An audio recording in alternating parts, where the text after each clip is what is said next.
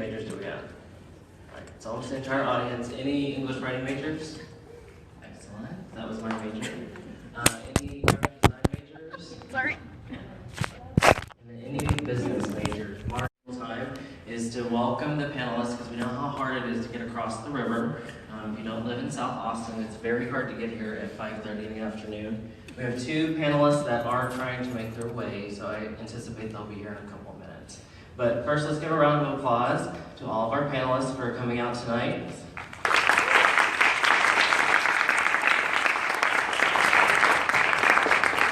I want to thank Roger, who has done a great job of getting you all here tonight, which we very much appreciate.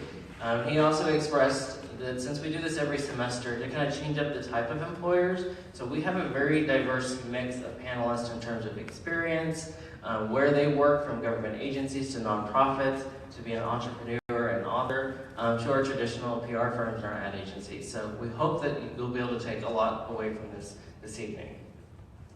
Ari, is that right? Ari is president of the PRSSA, and she also helped get a panelist here tonight. So we thank you for that, and we're really going to talk about networking and why that's so important, and the PRSSA chapter is a great way to get involved on campus. We've also got some representation on how to do that in the national chapter as well, so thank you for your assistance with that. And then we also have something called the Career Accelerator. How many students are a part of the Career Accelerator that are here with us? A couple? Excellent. So the Career Accelerator is a program that is coordinated by Adrian Ramirez in our office. And it's really designed to make sure that you're very prepared to go out and get a competitive internship or full-time job. And so you practice interviewing, going over your resume, learning how to research employers, and really being guided through all the things that we have to offer in our office. If you want to be a part of the Career Accelerator, just give us a call or get connected to Adrian, unless there's some other way Adrian wants me to say that. You've completed one of the requirements by being here this evening, so that's why we're mentioning that. And then we want to thank Inc. Public Relations. They are a part of the Austin Technology Council, and they have partnered, and they are a partner with us through the Career Accelerator. So we're really happy to incorporate them into this event. So I think those are all of my announcements. The way this is going to work tonight is we're going to have a panel discussion for 30 to 40 minutes, and then we will go to the back of the room and we'll do what we call our speed table, round table networking, which many of you are familiar with because I see familiar faces who have participated before. And I really want you to stay for this part of the event. This is your opportunity to ask those questions on whether it's how to break into a career, or you have a question about some of the experiences of our panelists, or for those that have internship or job opportunities to ask about how to get in touch with those. So let's go ahead and get started. This introduction piece is going to take a while because we've got quite a few panelists. So what I'd like each of them to do, starting, is to give us an overview of your name, your academic background, your role at your company, and then if you're associated with a board or a professional association, and then an overview of the type of place that you work at. So we'll start right here. Can you guys hear me? Okay. My name is Schlosser. Excuse me. I'm owner and founder of Live Out Loud PR here in Austin. I started my career at a couple different global PR agencies here in town, Porter Novelli and Burson Marsteller, and then broke off and became an entrepreneur, went rogue, and I love what I do. And I'm also the membership chair for PRSA Austin, and I greatly encourage all of you to, as you graduate, go into PRSA Austin because it's a phenomenal chapter. I was also in PRSSA in school and made the transition, and it's really been a great part of my career. So, hello. Hi, my name is Anissa Garcia. My trajectory is a little bit different. I graduated from UT Pan American with my degree in communication studies. I wasn't quite sure what I was going to do with it, but I was lucky enough to get a job as a PR manager with Barnes & Noble. I worked with them for 5 years, and then from there, I had always wanted to eventually go to Hollywood and work in the entertainment industry. So I went for 2 years to the American Academy of Dramatic Arts. It was an intensive training program for actors. From there, I got a job as a casting director, and I casted commercials for a while. And then I decided to come back home to Texas and wasn't quite sure what I was going to do, so I started writing for local magazines, eventually getting some freelance work for Cosmopolitan magazine. And then I started dipping into social media, had a huge success with the page I started for my book club. And from there, got into the publishing world, started promoting authors and working with different publishers like Simon & Schuster, and eventually opened my own business and started publishing my own books. So I'm currently on my 3rd book, and help other authors get word out there of their business. Hi, I'm Kaylee Nemec. I'm a communications associate at the Teacher Retirement System of Texas, and I graduated from the University of Texas in this last May 2016, and I started full-time at TRS in November. Before my full-time position started, I was an intern there during school for about a year and a half. And so when I graduated, a position opened up and I ended up going back because I liked it so much. We are the largest public retirement system in Texas and the 6th largest in the nation. And so we offer the pension administration system. We provide the pension plan for the members, the active and retired teachers and people of the public education system. We offer their pension plan, and we offer 2 healthcare programs as well. And as part of the communications department, our role is to inform the active and retired members about the TRS changes in their retirement, as well as some of the legislation, like laws and rules that change. And we also try to do that, as clearly as possible. And it's important for us to be really transparent and understand that as well. And we do that throughout our website. We're really big into social media, internal and external newsletters, and we also have a lot of different publications that go out each month to those members. Hi. This is exciting. I need y'all's help real quick. I saw a guy do this once and I thought it was a fun exercise. So do me a favor and just say hi. Wait. Cool. Thanks. My name is Brandon Gredler. My academic background is I am a graduate of this very university twice over for life. Once in 03 when I graduated with a degree in business, and I came back and graduated again in 2010 with my MBA in digital media. Rest in peace. So that was fun. My role right now, my company is that I run innovation for T3, which is the nation's largest independent ad agency, founded 28 years ago in Austin, Texas, by a woman named Kaylee. I also run T3 Ventures. So we have a venture arm in which we make investments into startups, early stage startups that will somehow benefit us in the ecosystem of either ourselves or our clients. And I'm also a mentor on Techstars. We'll take a selfie. Hi, y'all. I'm Keri Hernandez. I am president and co-founder of Inc. Public Relations. We are an Austin-based communications firm offering a lot more than PR these days, actually. My education was at UT. I was a communications student, a journalism student with a concentration in PR and business. And started my career, I got a lot out of the internships that I did during school, and encourage all of you guys to do that as well. We're looking for a summer intern at Inc. right now. But I interned at what was then Shanwick, working on the Compact account, and this was back in like the late 90s. And my job was to be there at 7 a.m. to literally cut articles out of the talk to these unknown executives at Compaq every morning. So we've come a long way since then. But I graduated, worked at a number of agencies, Golan Harris, working on the Texas Instruments account, came back to Austin and worked at Porter Novelli, working on a whole slew of tech accounts. That was when technology was just taking off in Austin. It was a really exciting time, as it is still today. And then partnered up with one of my colleagues there, and we went out on our own to start Inc. in 2004.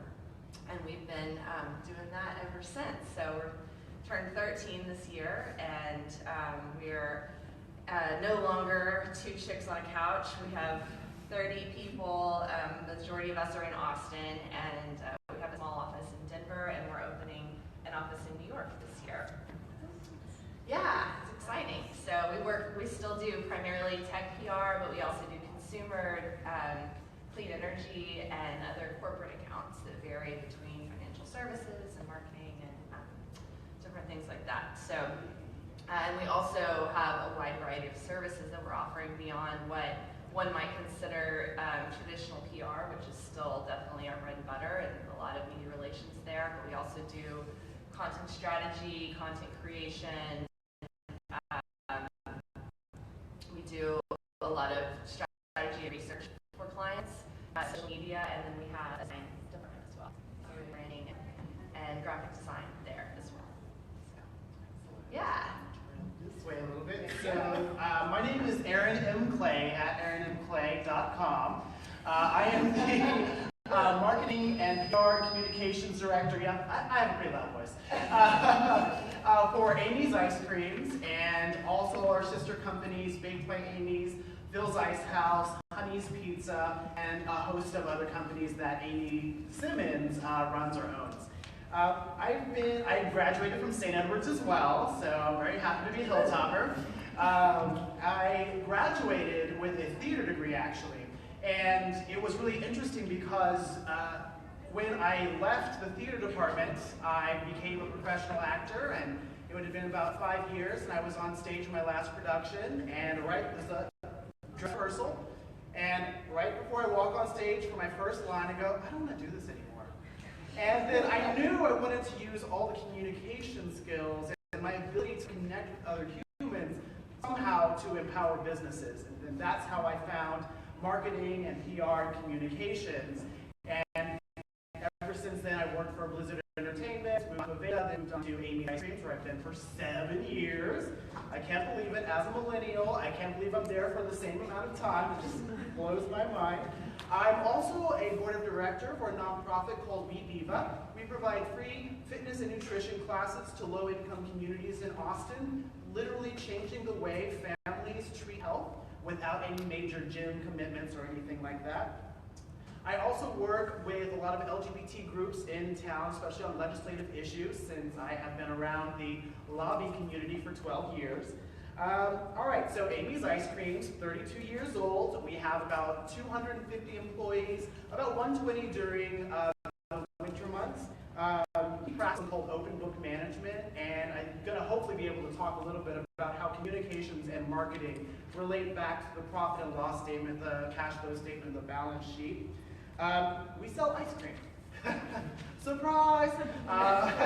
For those of you who are new to St. Ed's, we used to have a store right across the street. It's very sad. Business tip, if you're going to open a business in Austin, try to find the cheapest rent you can, because it is incredibly hard to find affordable rent in this city. So, things we're doing, we have a marketing and PR internship that we host all year long. It is flexible with schedules and flexible with the amount of time you want to be here.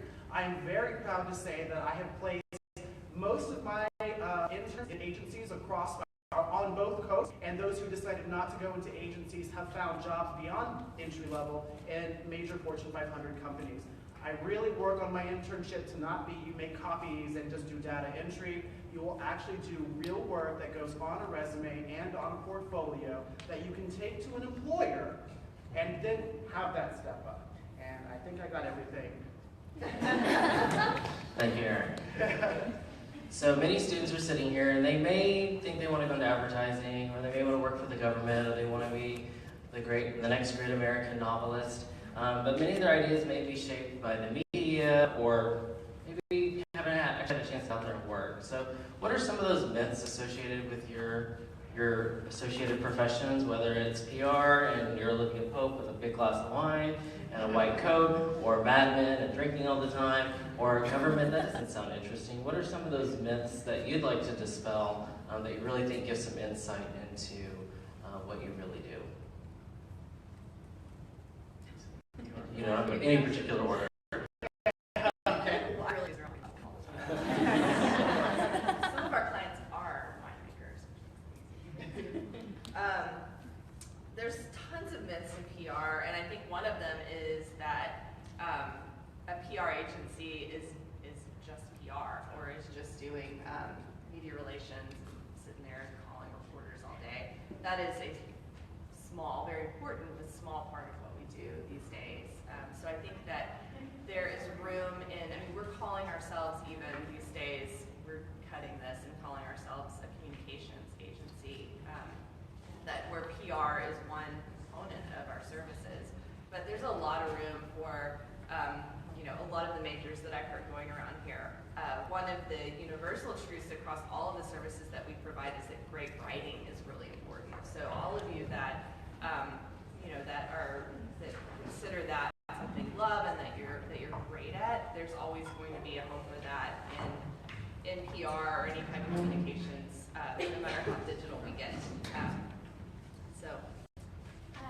I just want to add two excellent points here.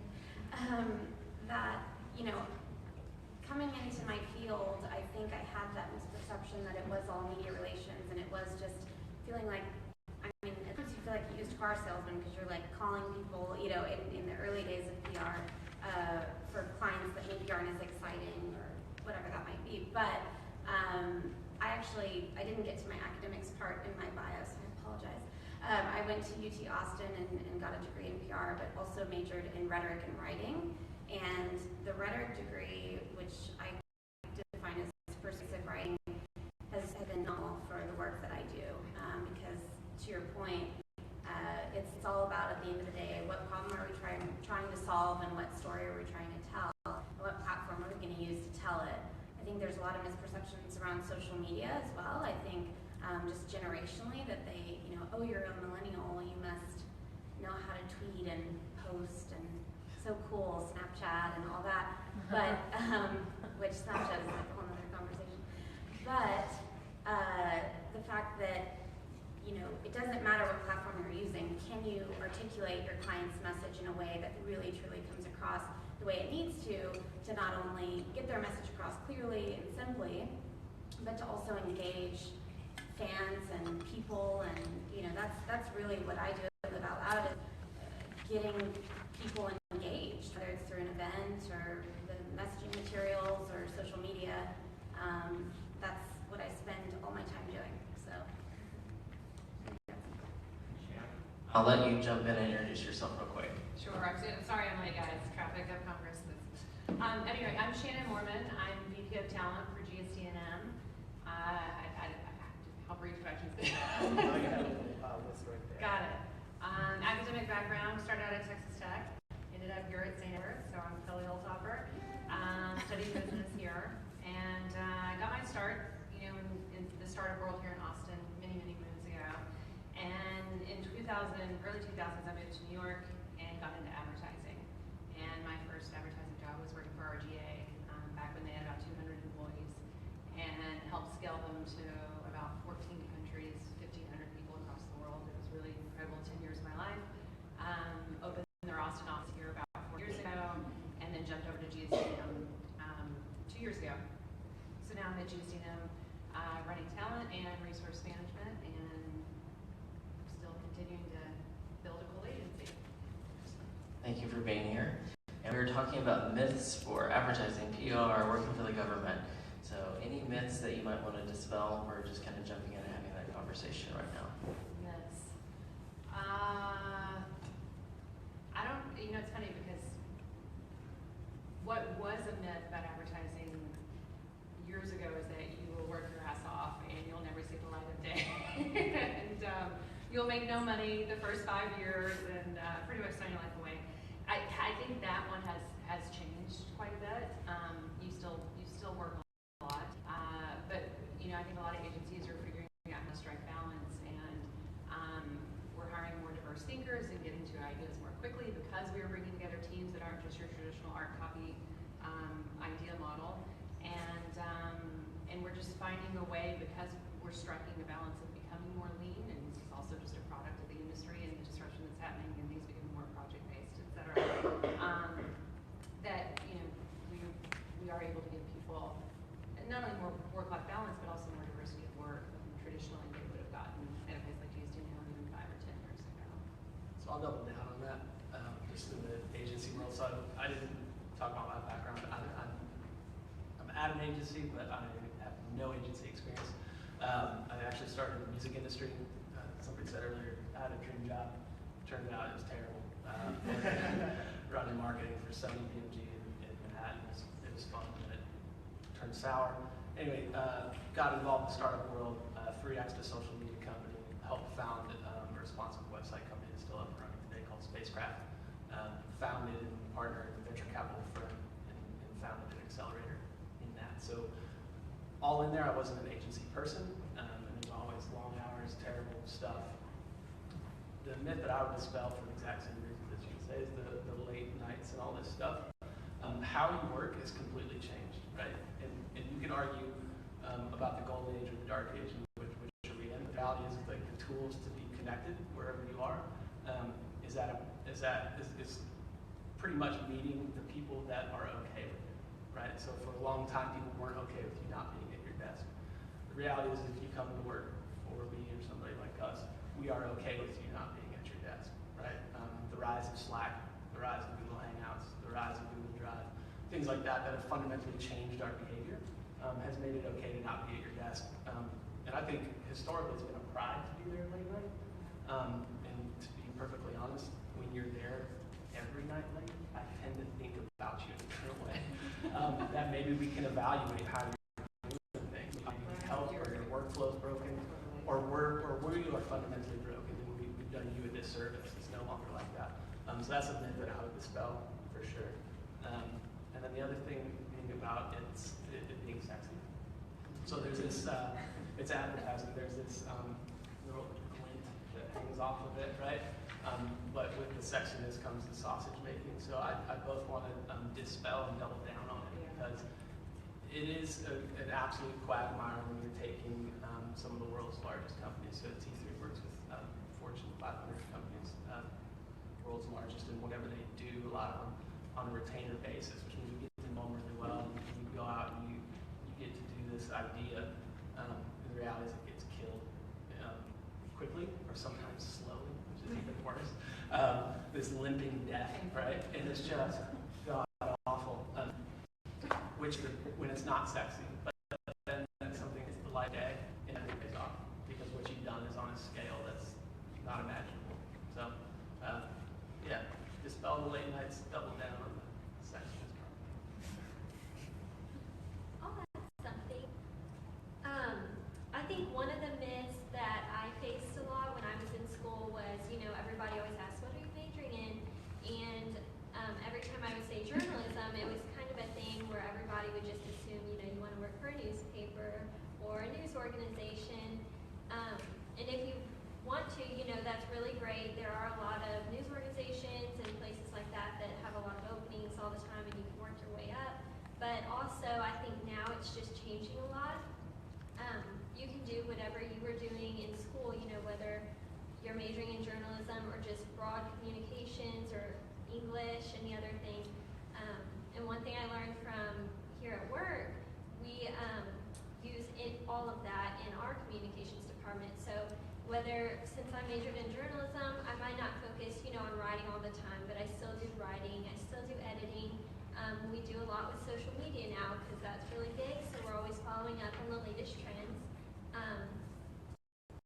In videos, we do a lot with graphics design. We have a couple graphics designers, and we have people who brand our brochures and our different communications, newsletters, and things like that. And then also, I think another myth, people think just because, you know, I work for the teacher retirement system you have to be associated with a teacher, or you have to have some relation to working with education or something like that. And you don't have to, I mean, whether you work in communications or anything like that, you know, we have jobs for a multitude of different majors, whether it's, you know, governmental relations, accounting, communications. We do all the same things. It's just for a specific audience. You said something interesting in there. Sorry, just follow on. Like, one of the myths about, at least in the agency world, in my background, is like, just because it's not in your title doesn't mean that you're not a, right? You are a designer, you are a writer, you are everything. It's just a matter of what degree you're good at it. So you just might be a really terrible designer, or you might actually be a brilliant designer, but your title is in project management. You might feel held back from ideas and things like that.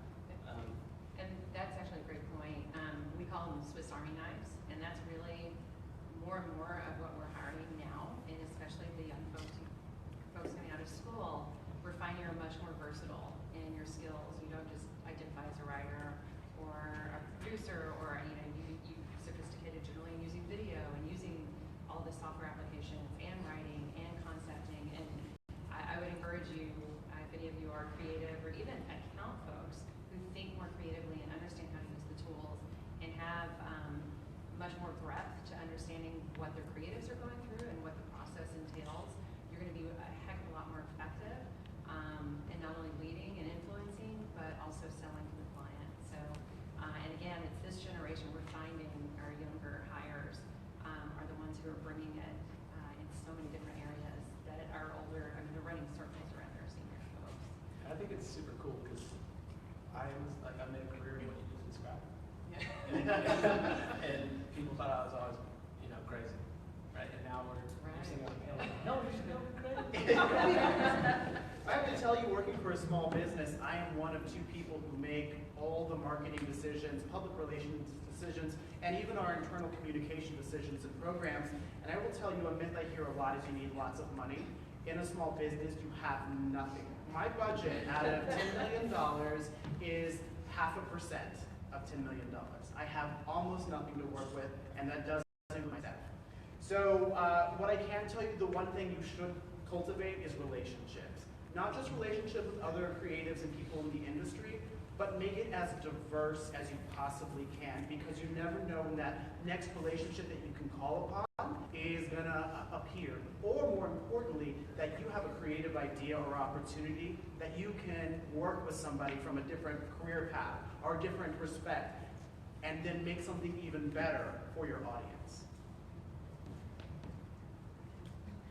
On top of that, I mean, well, I'm a writer, so people automatically assume I'm there with my, bottle of wine and just typing away, and then I made a book, and then I'm going to release it. And, that's easy, right? So, it's so great to be an author, but it really is a lot more than that. It's about cultivating relationships, like he had said over there. But you have to figure out your strategy. You can't just go one day, oh, I'm going to be an author, I'm going to release a book. You have to get people that you know to help you create your product brand, your branding, your product. Because readers aren't just going to see you and say, oh, I want to read that book. Although they sometimes will. A great cover is part of the marketing program. That you need to know what's going to sell when somebody looks at your book. You want your cover to sell it. But at the same time, you have to plan out your whole strategy. You got to get your website together. You got to get your social media together. You got to grow it. You've got to make connections in the industry, people that are going to help you out. You got to know who's going to format your book, who's going to edit your book. So there's a lot more to it than just, let me just write this up in a Word doc and put it up on Amazon to sell. There's a lot more to it than that. And then on top of that, I have a social media platform that I'm able, with 500,000 people on it, that I'm able to promote and show off my work. And it gets sales, but to a point. How are you going to word that? How are you going to write something, a tagline that's going to make them want to snatch up that book compared to everybody else's books? Because everybody's jumping on the bandwagon and all starting to release books now. So how are you going to stand out from the crowd? How are you going to figure out you know, my book has that it factor that's going to make it sell as compared to everybody else's in that industry.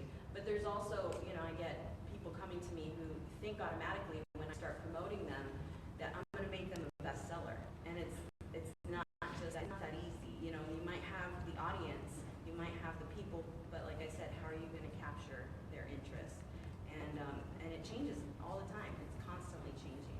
So you have to kind of keep on top of what's popular, what's going on, not only just in the media, but in the world around us. What's making an impact, and how are you going to make something that connects with people? Well, I just wanted to say quickly on the, you know, being a Swiss Army knife, that's such a great expression. Me too, that's kind of what happened with me at the agency. I found myself doing like, you know, 60% PR work for Marsteller and Porter Novelli, and then 40% was like, oh, by the way, I can use, you know, Adobe Creative Suite and do some graphic design for you guys if the third-party advertising firm you're using is not getting back to you in time. We need to get this RFP out, which is a request for proposal. Let me get some graphics going and make it happen. So I think that to add on to what everyone's saying, it's really important that you speak up if you have other skills. I think a lot of people are afraid to say something if they know how to do something, but they're like, oh no, this is my title, I have to stay in this role, and I have to show that I'm doing good, and I don't want to, you know, there's a lot of egos involved, I don't want to seem, you know, like I'm stepping on anybody's toes. I think in this day and age, you know, creativity is really encouraged, which is something really lucky for you guys, that I think that in past years, it's been a little bit different. So, you know, I may be preaching the choir here, but make sure that you're talking about the skills that you feel like you can do, or at least you want to learn how to do better, because I think that it can be really helpful, and it can also get you where you want to go. Thinking about the concept of skills and developing skills, many of these students have a few semesters left. Some of them are graduating this semester, may be looking a little bit more to looking for a job, but for those that are still have a few years left in school, what kinds of classes might you suggest they take, or what specific skills are really important to hone well, whether to make sure they stand out very clearly on a resume, or as you enter that first internship or job, you're going to need that to succeed. Creative classes, anything, poetry writing, creative writing, theater. That is what I look for, because if I'm passionate in something else besides the nuts and bolts of advertising and marketing, then I know I can leverage those skills and that passion for something even more creative than you thought you could do. So yes, any kind of creative class you can add to your hours. I would say for us, it's less so the courses you take. I mean, yes, it's all well and good. It's internships and hands-on experience and apprenticeships and things you've done to freelance for your friend to build their website just, you know, on the weekend. To us, it's more demonstrable experience that you can come in and show that you can hit the ground running. I mean, our interns, you know, we bring kids in, sorry, I'm old, young persons in, you know, even in their sophomore, between their sophomore and junior year, and they're on billable work. We bill them out to the client, and they're doing real work. So we have, you know, and I think a lot more, at least agency, in the agency world, they're looking for students and interns and folks coming out of school to already have experience. Yeah, yes, I would agree with that. We definitely look for people that have a diverse background of internships. It's not even just enough to have one agency internship. We want you to maybe have an agency internship, or maybe one where you were doing more design, maybe one where you were doing more social media, one where you were doing something else, as well as maybe something that's on the corporate side. We had one person that even loved her resume because she worked at Capital Factory for a little bit, and she kind of got some startup experience, and then she worked at a more established company for a while in the marketing department, and she had some internship stuff. So having that kind of diversity, you know, that person came in and really understood the different kinds of clients that they might be working with, and also kind of knew what they liked. So when they came to Inc., they knew they were ready for, you know, an agency, a smaller agency experience, and that's valuable too. So yeah, the internship stuff I couldn't stress more. Yep, I agree with everything they said, and just from personal experience as well, before I graduated, I got a business foundation certificate as well, so I was taking business and accounting and some management courses. And so one of my internships was also in an accounting department, and that also helps me now because within communications, we do work a lot with our accounting, and so when we do write or have to like post a social media post about some figures and numbers, it helps to kind of understand that background and you're interested in those areas. And then another thing that I recommend when you're looking for a full-time job or just an internship is developing like a personal portfolio. And that really helped me because there's a lot of free, you can even get a free website kind of thing, or you can buy your own like URL if you want, and you can just design your website and put all your work experience up there and some samples. So that's a good thing to include on your resume when you have job interviews, and you can show them and go through it, and they can see some of your experience. Bring some work examples to your interviews, especially if you're a designer. I cannot tell you how many designers we've interviewed that didn't bring anything. Well, if you don't have a portfolio, Even like the portfolio. But they'll have it, but they don't have it. Like non-design, we're leading into like the competition question a little bit. So it's a great transition. So how does it work to really get a job in these industries? And does Austin make sense to start that career here? I think so. The competition level, right? So the competition may be high, perceived high, but the bar is also really low. So it's quite easy to stand out. There's a lot of things to do. So a couple people touched on it, right? So nothing against anybody who teaches resume writing. I think it's super important. Super important for LinkedIn and searchability and things like that. But the reality is just personally, I won't read your resume until I'm sitting across from you. What I'm going to look for is what you've done. So to the free website, or to this and to that. It's actually not a judgment on how well you've done it. It's the fact that you've done it and you've been able to solve a problem that might be out of your depth, right? And you said a little bit of it, which when somebody once asked me, what do I do better than anybody else in the world? I was terrified because I have no answer. But what I said immediately was I speak more languages than anybody else. And all that meant was like interdepartmental. So I can speak with attorneys and turn around and speak with engineers and turn around and speak with designers and C-suites and CFOs, like it's fine. But I was able to do that because I kind of banged against the guardrails for a lot of years.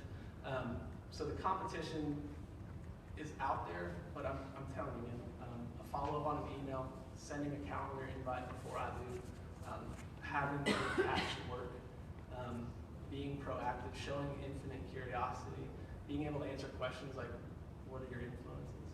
And not stumbling over things that if you think about on a regular cadence, it shouldn't be a struggle. The only struggle should be sort of like a social barrier. I'd say a clever subject line. I can't tell you how many times I get a lot of emails and applications, just or whatever. I guess every ad agency essentially does, and it's myself and Tyler, my creative recruiter in the back, and Christina, our intern, coordinator, and between the three of us, it is very hard to sift through. And if you catch me, not only that, but if you catch me in a subject line, you've demonstrated to me that you know advertising, because you got my attention through the weeds of everything else that's in front of me. Do people still do crazy things? Like, Oh yeah. I got a drum 2 weeks ago. It was wrapped. Yeah, we did. Don't do that. Don't do that. It's almost immediate. We'll call back and say thanks for the drum. But it's really in the writing and the visuals, I think, that are going to get you more noticed. Yeah, and I would say too, it's all about running your own race. I remember in college for me, I had this feeling that I was competing with everyone around me, and it was like the agency that visited UT the most was the one that everyone wanted to go to, right? And so you feel like, oh, that's the only agency, like GSD&M, for instance, even as a PR major, everyone wanted to work there. I'm like, do they have PR internships? Right? I don't go work there. So I think that we get in our own heads and we stay in our own world, school environments, and we forget just how many agencies there are in Austin and how many opportunities there are. And then not only are there small agencies and large, remote satellite offices of global agencies, but there's also entrepreneurs like me who, need help and are working with other contractors to come together and form a team that way to work for big, exciting clients. And free help as well. Like free help. I'm not a huge fan of unpaid help because I actually, paid my way through college, and that was something I wanted to hit on too, was that I always got very frustrated in college because I'd hear people say, you gotta have like 10 internships before you can do anything. And it's like, that's just really not realistic for me because I have to pay my way through college and I have to work 3 jobs and go to school. And so the way I counteracted that is I had a boutique job at a place called Sola. And then I worked at a radio station as a promotions assistant on the weekends, and that was like guerrilla marketing at its finest. You go to like golf clubs and you're like out there in the sun and, hey, you want a free thing? We're here, we're doing a remote. I was able to turn those experiences into PR experiences. So in the boutique, which I was getting paid for, as a regular minimum wage job, when they had a fashion show in the fall, I said, hey, can I please do your social media for it, put together the advertising for it, and promote it? And she said, well, yeah, of course, yeah, I'm not doing it, I can't pay you. And I was like, well, it's okay. She said, well, she ended up actually paying me for the hours it took to do it. Well, I was able to use that experience on my resume as a PR experience. So, and eventually I got the job at Porter Novelli after graduating. And so I think that using what you have doesn't exactly mean you need some rock star New York internship that's unpaid. Although I would have loved to go work for Martha Stewart Omni Media in New York. I couldn't live off a $20 lunch stipend. So anyway. Yeah, just this caveat, the free pay, like, I love paying people. I actually think it might be illegal to not pay people. what I meant was like your example was perfect, right? Like you didn't get paid to do the PR, but you raised your hand. I'll do it, right? And the amount of startups that will take free ideas and then ultimately, I don't mean to be employed free, don't see that. But yeah, agreed, right? So just volunteer and step out of your depth, do things that you're not paid to do. And I have to say, take advantage of the gig economy as it is now, especially if you work with nonprofits. They don't have large amounts of resources, and you can make a lot of big decisions in marketing and communication that reach out to communities that need it the most, right? They don't have traditional advertising, they don't watch a lot of TV, or they don't read a lot of major newspapers. So finding creative ways to connect with those communities or their donors can be really powerful for your resume. And Aaron, that's a great transition to our last question. Any final words of wisdom, recommendations that you would give these young and aspiring professionals? Network. A lot of networking. I probably wouldn't be doing what I'm doing now if I hadn't networked. So try to get out there in whatever the field is that you want to do. Me, for instance, I started talking to authors. I started connecting with them through social media. Through there, I met someone who told me it would be really great if you start going to conventions for novels, and I had no idea that they held these things, but they are huge. One of the ones I went to is the Romantic Convention in Dallas. It's held every year in different locations. Went a couple of years ago, and that just opened my world to how big and wide it is out there. So whatever you're interested in, whatever field that you're interested in, know that there's groups out there that you can connect with and find out stuff about, and then that helps you meet people that are into what you're into.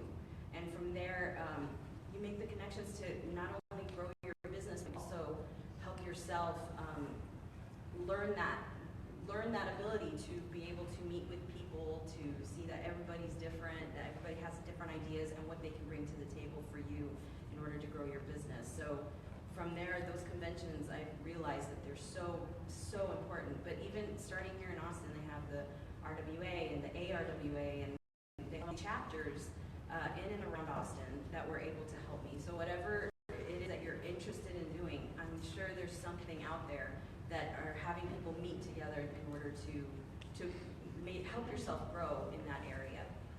I want to quickly dogpile on that, because what I was going to say, essentially that, and particularly in our industry, research the agencies that you admire, the companies you admire, people, find out the people who are doing that work and reach out to them on LinkedIn. And I'm telling you, you appeal to anyone's ego, 99% chance they're going to respond to you. And I can't tell you how many people I've hired because they navigated their way through my CEO or my chief creative officer or somebody at the top who said, we need to hire this and that. They're, you know, and they were so well researched and admired the work. They knew all the work that they've done. And I mean, just that bit of initiative can go a very long way. Do not be afraid to leverage LinkedIn as your brand and your tool. And don't be afraid to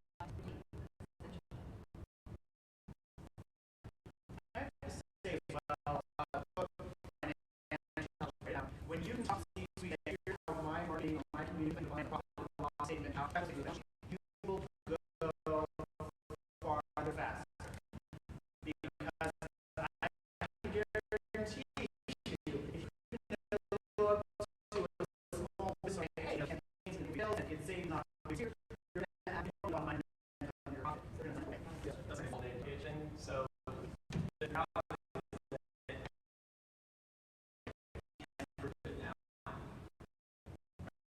right, so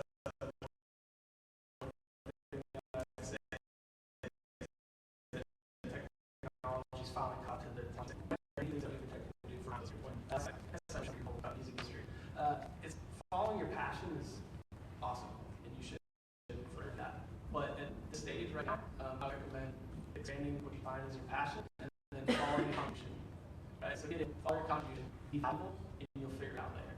Right, you don't have to have all the answers. It's okay to shift gears. But the reality is, you get in, get your fingers into as much stuff as you can, you will forever have a job, have a great attitude, be solution oriented, and you'll be fine. That was going to be my advice as well, is get into, prioritize a job opportunity that's going to let you spread out and kind of get exposure to a bunch of stuff, and a culture that will let you take risks and will let you raise your hand and try things. I think it's really, really important at this age to, at that beginning career stage, to try to see what will get you excited and what you're good at, because, and those may not be the same things too. So,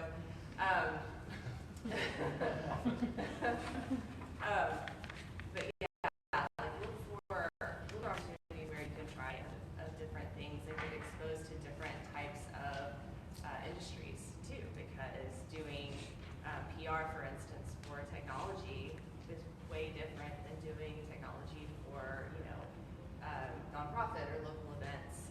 There's still a lot of underlying themes, but it's a very different job. So.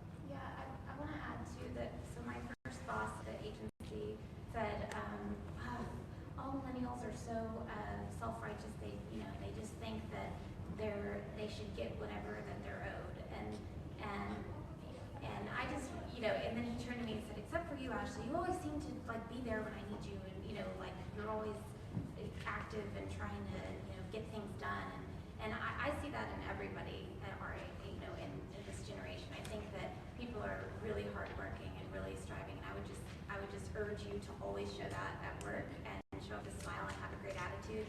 You may not know everything there is to know, that's okay. Just as long as you have a great attitude, have a smile, and have that persistence to like, I'm here to help you with this problem. I don't know how to do it, but I'm here to help you. That goes miles. Well, I want to thank our panelists one more time. We're all going to sit together.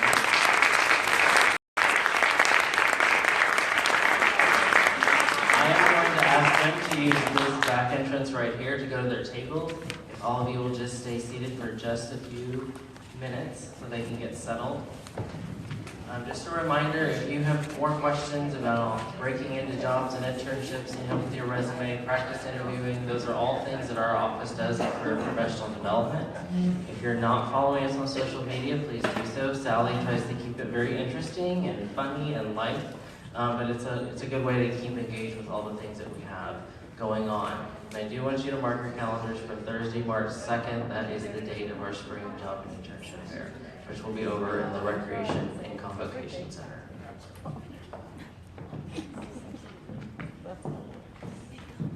So we are going to do what we typically do in an hour and 30 minutes.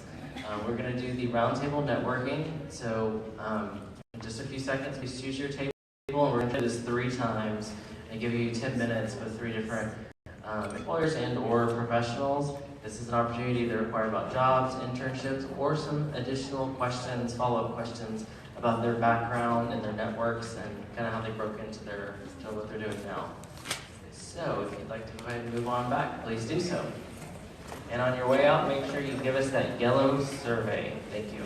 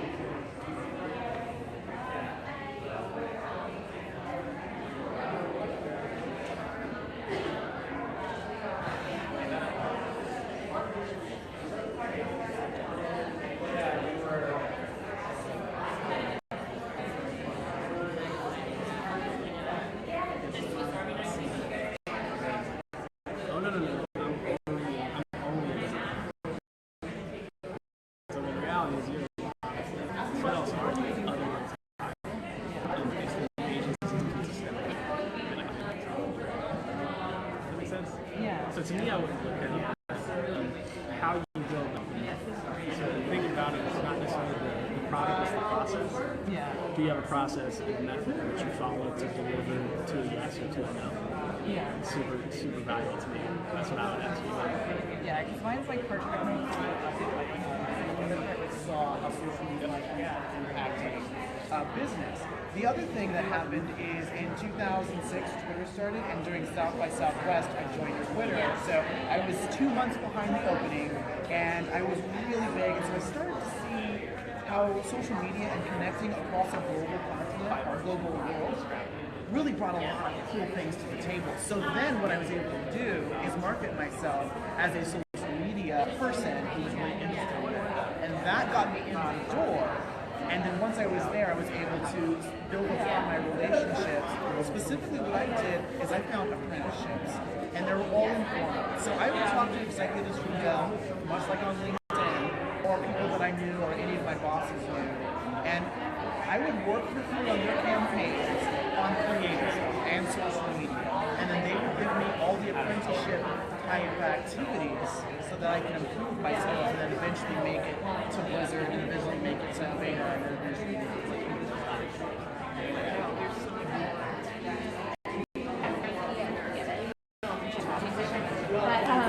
I got to go to you basically go and do like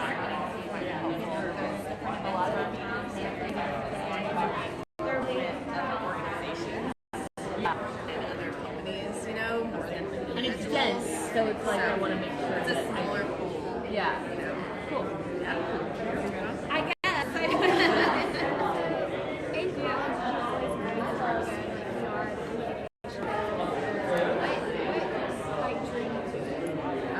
When I started,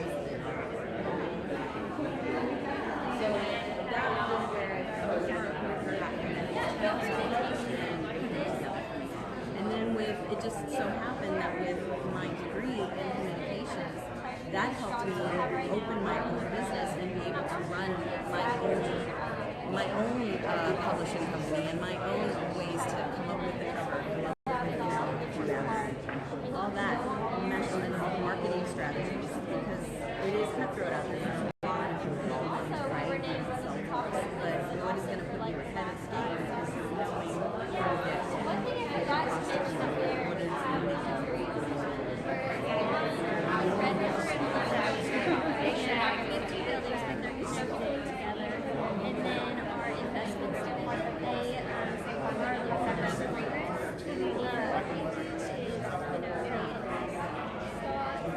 Not the financial position of but if there was something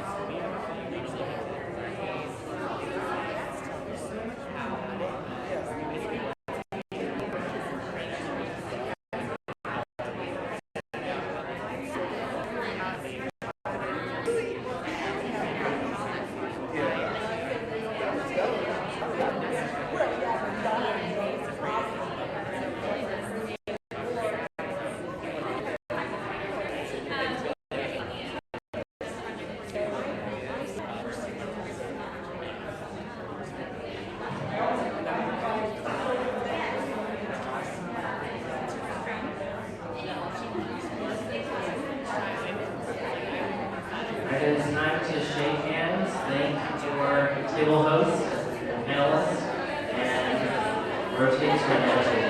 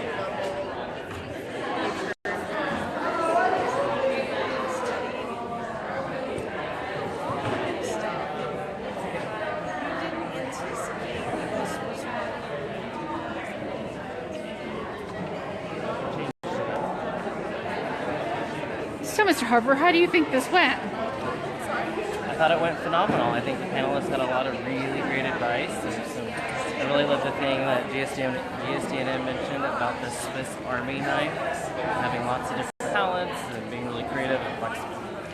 So it went well. You know, I have to say, I think my favorite part was the Swiss Army knife, the networking.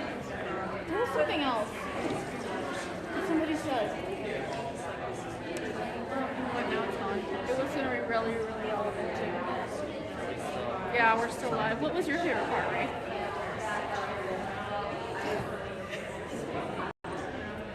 What did you take away?